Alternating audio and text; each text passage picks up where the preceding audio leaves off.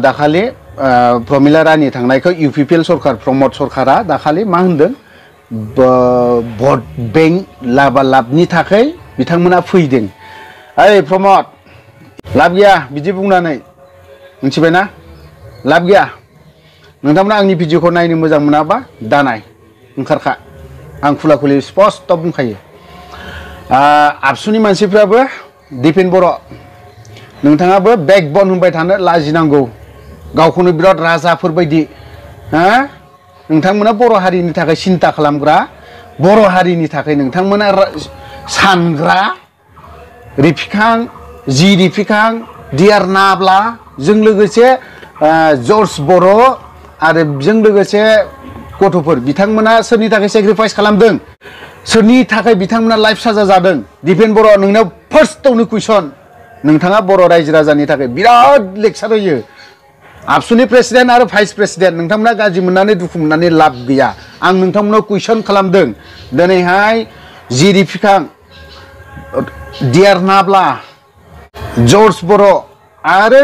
बेसेबांबा गथ'फोर एक्स एनडिबि बिथांमोना सोरनि थाखाय लाइफ साजा जानांदों। आबसुनि प्रेसिडेन्ट आरो भाइस प्रेसिडेन्ट नोंथांमोनाव कुइसन नोंथांमोना बिराद बुंबाय थायो बर' रायजो राजानि थाखाय जों खामानि मावलांगोन। दिनै नोंथांमोना बर'नो खोन्था बेकबननो नोंथांमोना इउपिपिएलनि लिडार सिइएम बिटिआरनि सिइएम नोंथाङाबो बिराद बर' जाथिनि खोथा बिराद गिदिर गिदिर होनो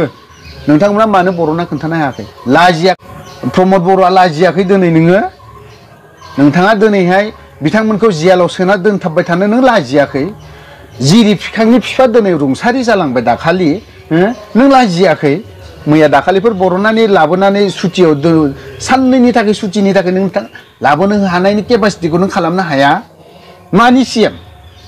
मानि सिइएम मानि सिइएम नोङो बर' रायजो राजानि नोंथाङा सासे राजालै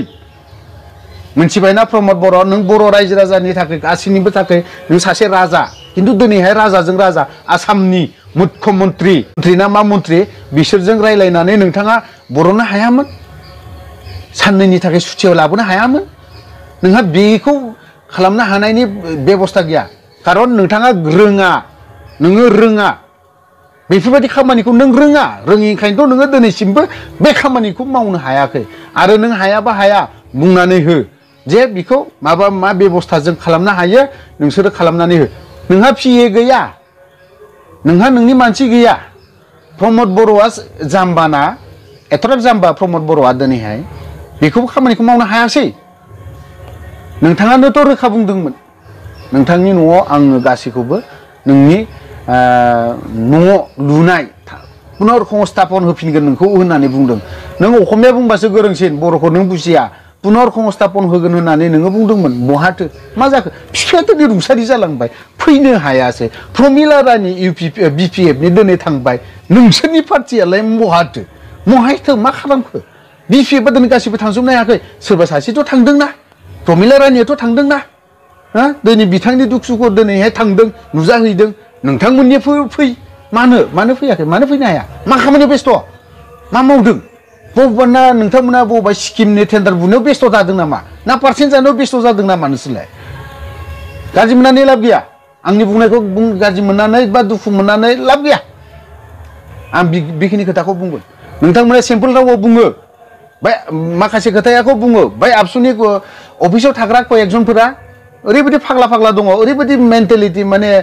बर' जाथिनि बिराद सानग्रानो बेकबननो प्रमद बर'आथ' बर'खा बे बारग'लांखाबाय बियो दिनै दिपेन बर'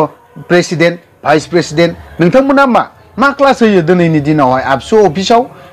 मा बोसोन होयो नोंथांमोना बर' रायजो राजानि थाखाय मा खामानि मावनायनि थाखाय बोसोन होयो ना सोरबा सासेखौ लेथ्रा बुंहरनो थाखाय नोंथांमोना बोसोन होयो आंबो बेखौ सोंहरनाय नोंथांमोना गासिबो आं बुजिगौ आं मिथिगौ आबसुनि मानसिफ्रा शिक्षित गासैबो बिए एमए फरायजोबनाय गोजा गोरों गोरा होननानै आं सानो दा आं जाखिनि नुहुरदों जेबो गैथारालाय ओरैनो लेखाल' गोरों जेबो बर' हारिनि थाखाय सिन्था खालामनाय बर' हारिनि थाखाय माबा मोनसे खामानि मावनाय बेखौ नुवाखै आं नुथाराखैलै नोंथांमोननि बिदि खामानि मावनायखौ आं मोजां मोनथाराखै साबजानाय मोनाखै आङो मानो होननानै बुङोब्ला नोंथांमोननि जिखिनि खोथा बुंनाय नोंथांमोना रायजो राजानो जेरैबायदि खोथा बुङो जों बर' रायजो राजानि थाखाय खामानि मावगोन जोङो दिनैहाय जाय सरकारा मोजां खामानि मावगोन बेफोरजोंसो जों सिथाबफागोन बा माबागोन बायदिसिना पलिटिक्सनि खोथायावबो बुङो दिनैनि दिनाव दिपेन बर'आबो इउपिपिएलआव हाबहां दिनै बिथाङा नेक्स्ट 24हालागै बिथाङा इलेक्सन गेलेहैबावनो हागौ डिपुटि CMनि रन्जित बसुमतारीखौ होखारनानै आबसुनिसो होबावनो नागिरदों बेखौबो जों खोनागासिनो दङ दिनै नोंथांमोना मा दानिफ्रायनो पलिटिक्सआव हाबा होननानै बुङो बे रावासालाय माबोरैथो जानो मोनखो माबोरैथो दिनै ओंखारलांखो दिनै जिखियानो जादोला बेफोर खोथाया आबसुआ जुदि बर' रायजो राजानि थाखाय खामानि मावगोन होननानै बुंदोंब्ला आबसुफोरनाव आं खुननै कुइसन खालामो प्रेसिडेन्ट भाइस प्रेसिडेन्ट नैबे जोंनि सार रिफिकां रन्जन दैमारि जर्ज बर' जों लोगोसे गथ'फोर बिथांमोना सोरनि थाखाय जेलाव लाइफ साजा होनांखो मानो लाइफ साजा जानांदों प्रमद बर' नोंथांनावबो कुइसन बेनो सेम कुइसनानो रन्जित बसुमतारी नोंथांनावबो सेम कुइसन दिनै बिथांमोना जेसेबां आर्टिफेक्सननि जेसेबां लाइफ साजा होजानानै दङ बिथांमोना सोरनि थाखाय लाइफ साजा जानांखो मानो थाखाय बिथांमोना जेलनिफ्राय मानो सुटियाव फैनो मोना मानो जेलनिफ्राय ओंखारनो मोना प्रमद बर' इउपिपिएलनि CM नोंनाव कुइसन खालामदों आं ना बिथांमोना गाज्रि खामानि मावनायखायसो बिसोरो दिनैहाय लाइफ साजा जानांदों नामा बे खोथाखौ नोंथांमोना बुं जादोंबा जादों किन्तु दिनैनि दिनाव प्रमद बर' आबसुनि दिपेन बर' प्रेसिडेन्ट भाइस प्रेसिडेन्ट नोंथांमोन बायदि डाबल सेक्रिफाइस खालामदों नोंथांमोना लेखाजों मावलांनो हागौ बिथांमोना जिउ दान होग्रा मानसि मिथिबाय बर' हारिनि थाखाय जायफ्रा मुंख्लं जालांदों सेक्रिफाइस खालामदों सेलुट होलै मिथिबाय दिपेन बर' आरो दिपेन बर'जों लोगोसे बिथांनि केदार खुदार माबा माबिफोराबो प्रमद बर'नि केदार खुदार माबा माबिफोराबो सेलुट होलै जायफ्रा मुंख्लं जादों सोरबा एबसुआनो जा सोरबा एनडिबिआनो सोरबा बिएलटिआनो जा सोरबा माबायानो जा बिथांमोना गासैबो बर' हारिनि थाखाय सेक्रिफाइस खालामदों नोंथांमोन बायदि लेथ्रा गियान लेथ्रा आखु दुनियानि जोबथा लेथ्रा गियान आखु खुगायाव साला बर' जाथिनि खोथा बुंग्रा फारसेजों गुबुन उल्था खामानि मावग्रा बेफोरबायदि गियानखौ गार बर' रायजो राजाया मोजां मोना बिदिखौ आरो भाइस प्रेसिडेन्ट जोंनि आर्टिफेक्सननि भाइस प्रेसिडेन्ट रिफिकां बिथाङाबो बिथांनि न'आव मोनफैनांगौ थाबैनो आरो रन्जन दैमारि सार बिबो थाबैनो मोननांगौ जर्ज बर' गासिबो केदारफोर गासिबो जेसेबां NDFBनि जेल जानाय बिथांमोना गासैबो गबोजोबनांगौ नङाब्ला नेक्स्ट टाइमाव नोंथांमोना इउपिपिएल ना मा PAL खारनांगोन